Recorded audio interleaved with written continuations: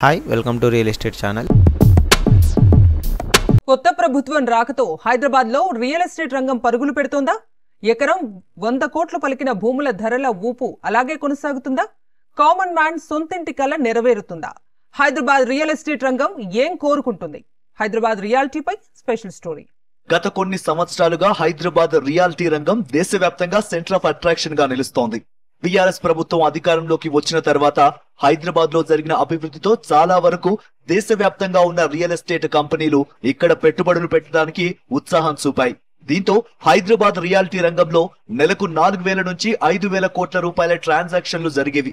ఇటీవలే కాంగ్రెస్ ప్రభుత్వం తెలంగాణలో కొలువుదీరింది. దీంతో రియల్ ఎస్టేట్ పరుగులు కొనసాగుతాయా అనే సందేహం అటు ప్రజల్లోనూ ఇటు రియల్టర్లలోనూ కనిపిస్తోంది. అయితే దేశంలోని 7 ప్రధాన నగరాలతో పోలిస్తే అటు ఆఫీస్ స్పేస్ లోనూ ఇటు హౌసింగ్ కన్స్ట్రక్షన్ అమ్మకాల్లోనూ హైదరాబాద్ దూసుకుపోతుందని రియల్ ఎస్టేట్ అనాలిసిస్ సంస్థలు చెబుతున్నాయి. అంతేకాదు ప్రభుత్వం ఏది ఉన్నా సరే అభివృద్ధికి హైదరాబాద్ లో డోకా లేదని, భారీ ఎత్తున ల్యాండ్ బ్యాంకు ఉండటం, మౌలిక వసతుల కల్పన హైదరాబాద్ కు అడ్వాంటేజ్ గా ఉన్నాయని, దీంతో రియల్ ఎస్టేట్ రంగం పరుగులు పెట్టడం ఖాయమని క్రెడాయ్ ప్రతినిధులు చెబుతున్నారు. మరోవైపు రియల్ ఎస్టేట్ అనుమతులకు సంబంధించి ఉన్న సమస్యలు ఈ రంగాన్ని వేధిస్తున్నాయని సింగిల్ విండో సిస్టమ్ ఏర్పాటైనప్పటికీ కొన్ని శాఖలు పెద్దగా పట్టించుకోవట్లేదు. చెరువులు, కుంటలు పక్కన అపార్ట్మెంట్లను నిర్మించే క్రమంలో నీటిపారుదల శాఖ నుంచి క్లియరెన్స్ రావడం లేదని కొంతమంది రియల్టర్ల వాదన. మరోవైపు ఎయిర్పోర్టు అథారిటీ, పర్యావరణ వంటి శాఖల నుంచి ఎన్ఓసీకి ఇలాంటి ఇబ్బందులే ఎదురవుతున్నాయని, కొత్త ప్రభుత్వం వీటిపై దృష్టి పెట్టాల్సిన అవసరం ఉందంటున్నారు బిల్డర్లు. టీఎస్ బి పాస్ లో 30 రోజుల్లో అనుమతి ఇవ్వకపోతే డీమ్డ్ పర్మిషన్ అని గతంలో చెప్పారు. కానీ అలాంటి పరిస్థితుల్లో బ్యాంకులు రుణాల్ని మంజూరు చేయట్లేదు.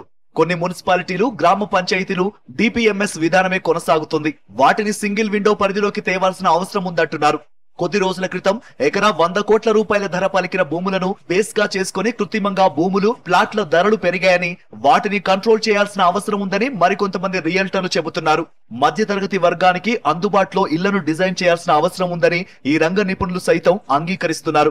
ఇక ఎఫ్ఎస్ఐ విషయంలో సైతం ప్రభుత్వం కీలక నిర్ణయం తీసుకోవాలని, ఔటర్ రింగ్ రోడ్డు లోపలి భాగంలో అపరిమిత ఎఫ్ఎస్ఐని పెట్టుకుంటే పెద్దగా సమస్యలు ఉండకపోయినప్పటికీ ఔటర్ రింగ్ రోడ్డు తర్వాత మాత్రం అన్లిమిటెడ్ ఎఫ్ఎస్ఐకి అనుమతించకూడదని పలువురు ప్రమోటర్లు కోరుతున్నారు. దీనివల్ల ఔటర్ బయట ప్రాంతాల్లోనూ స్థలాల ధరలు పెరిగిపోతున్నాయని, దీనివలన సామాన్యుడికి భూముల ధరలు అందుబాటులో లేకుండా పోతున్నాయనేది రియల్టర్ల వాదన.